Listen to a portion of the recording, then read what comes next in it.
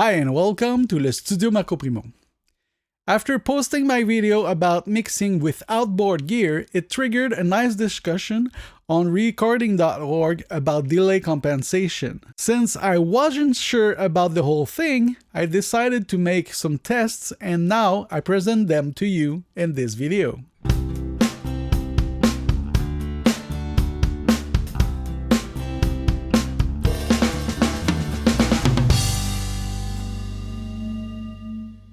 I started some tests with a bit of laziness. Since all my inputs in my RME UFX are used, I decided to send the signal to one of the input of my Universal Audio 4710. And this is what happened. Alright, the first thing that we will do is load sound on a track. I think the best thing would be something very short. So click track might be good. I'm gonna take one from Magic Samplitude folder, which is the metronome one.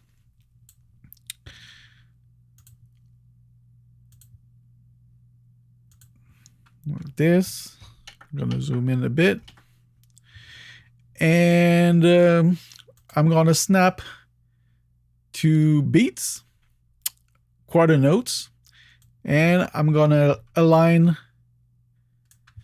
the click sound and duplicate it.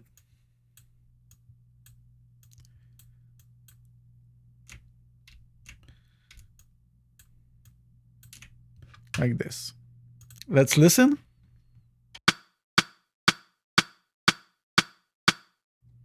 All right. So the idea of the round trip is to output a signal from your audio interface, sending it to an external device, and send the output of the device to the input of your interface. So it goes out of the digital realm and back into digital. So digital to analog and then analog to digital. This is what we call the round trip. For my tests, I won't use any outboard gear or units. I will only use a cable from the output to an input of the same interface, the RME UFX. So to do that, we're gonna choose an output for my first track.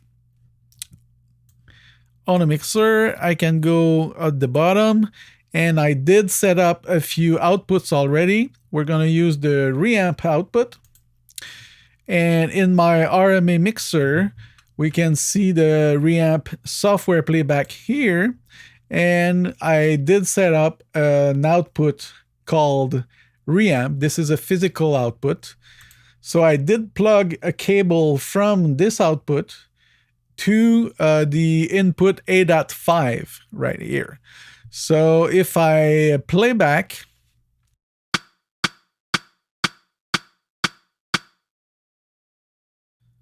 so you see there was a signal in Reamp. This was mixed to this output, and then we add a signal that came back in A.5. And if we set up our second track to record A.5, which will be here, we should be okay to record the signal.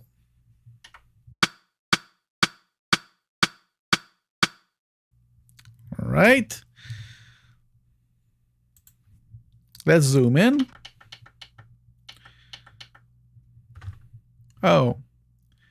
By default, Samplitude did no-to fade in on each of the sound. So that's something that isn't really good. What I'm gonna do, I'm gonna remove those sample with the auto fade in, and we're gonna record this again. So let's check. I'm gonna remove everything, and then we're gonna move the part, and we're going to record again. So that way I'm sure that both recording will be identical. Before I do so, I will normalize the volume. So I'll be sure to have a nice volume to record. So let's try it again. Record. Okay. Zoom in again. And I'm going to do the same with the new track. Normalize again. So if we go and analyze the signal, let's check this peak.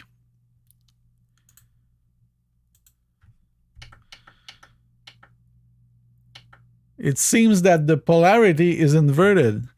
You see that bump equal to that bump. So I don't know if this is a problem with my cable. I'm going to make a test further on, but we have to keep in mind that the signal is inverted, so I don't think it's a round trip problem or an interface problem or a Samplitude's problem, probably only my cable. So, but the first thing that we see is that they're not aligned. You see there's a difference. And now, here is how to manually compensate for recording delays. And we can check how many sample if you want. So 1, 2, 3, 4, 5, 6, and maybe 7 here. So this means that if we wanted to have the perfect fit timing wise, we would need to move this second signal back 6 or 7 samples. So in Samplitude, we have a delay compensation right here, so we can do that. So -7, let's say. And if we play them, since those two tracks are at inverted polarity, they should cancel themselves.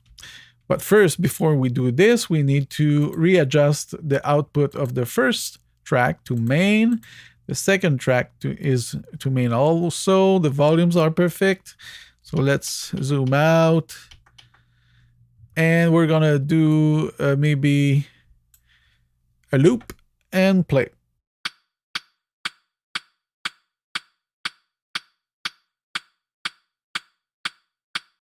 Well, the thing is, I was wrong. I did change the original track instead of the round trip track. So this should go to 0.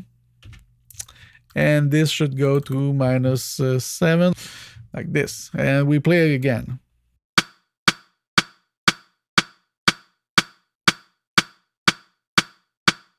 Invert the phase.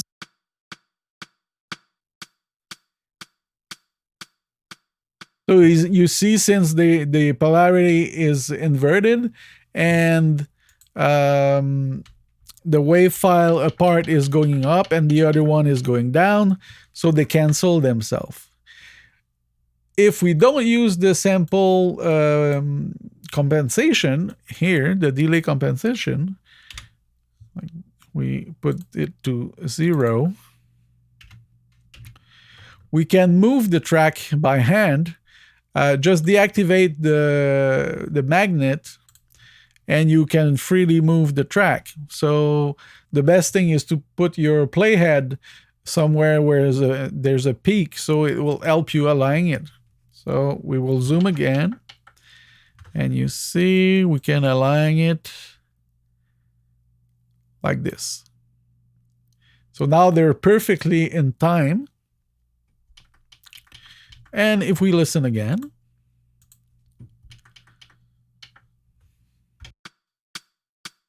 still canceled.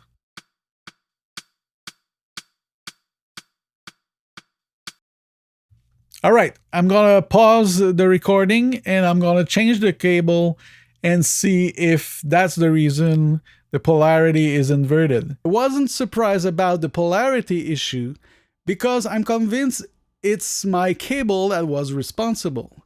But the delay, I don't know. I thought it wouldn't be a problem.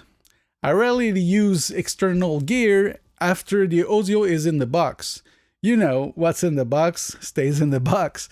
But with the questions on my YouTube channel, it makes me experiment more, and I like it. But then I decided to go all in, pull up my desk, and make the proper connection using only the UFX unit. These are the results. All right, so I've rewired everything. I took the output 3 and sent it with one wire to input 7, and we're going to record.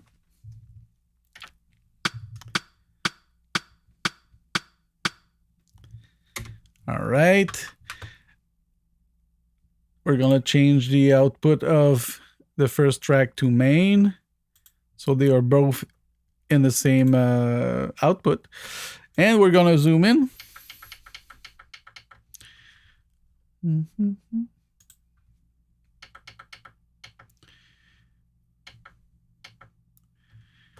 They seem to be nearly perfectly aligned. One sample of difference. So that's interesting. So this means that the ADAT input takes a delay, or the Universal Audio 4710 induce a delay while converting to digital. All right, so we're getting there. And now why not checking with an instrument and with a busy mix? So I think that if the computer is busy calculating many plugins, maybe the delay will be longer. So let's try that right away.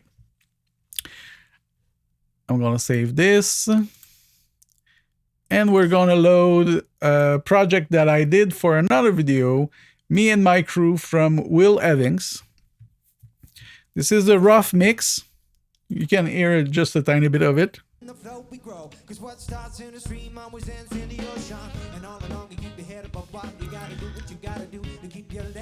All right, let's check what effects is on the tracks.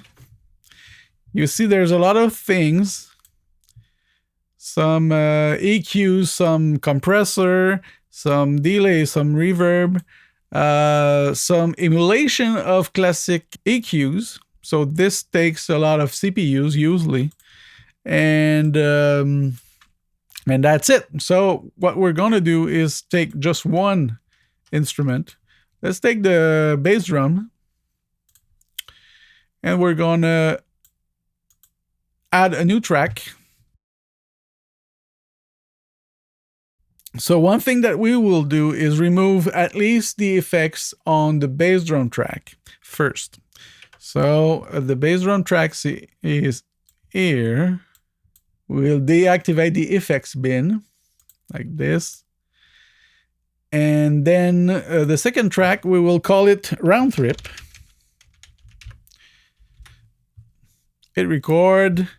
And remember, my input is 7. So we go to 7. And the output is 3. So we're going to use the output Reamp, which again is this physical output, this software output. So we hit record.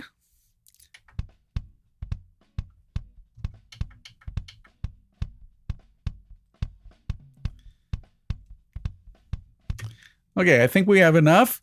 We will activate the magnet to snap to object and select both. Hit T to make them separate objects. And of course, we're going to select one, double click, go into object editor, use the normalize button, and do the same with the original normalize. And it's solo here. We're going to change the output of the first track to main and not the reamp. So the first track goes to main, the second track goes to main. Why not doing a loop like this? And if we zoom into one of the bass drum,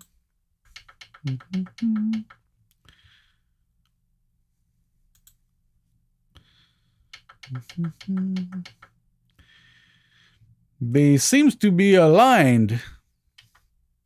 Even though there was a lot of processing going on in the background for the other tracks, it seems to be aligned. So that's surprising.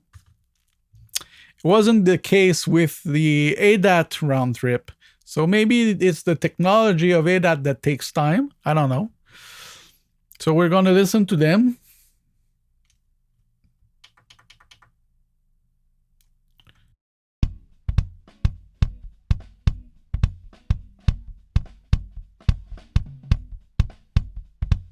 Okay, and if we invert the phase on one of them, let's call the mixer, invert the phase, and play again.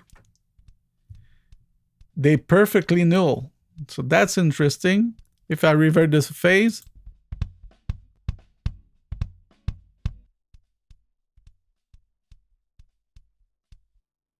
I hope you liked this video. If you did, please hit the like button, consider subscribing, click on the bell to get notifications, and of course, put questions and comments below, and share my videos. It's always a great help.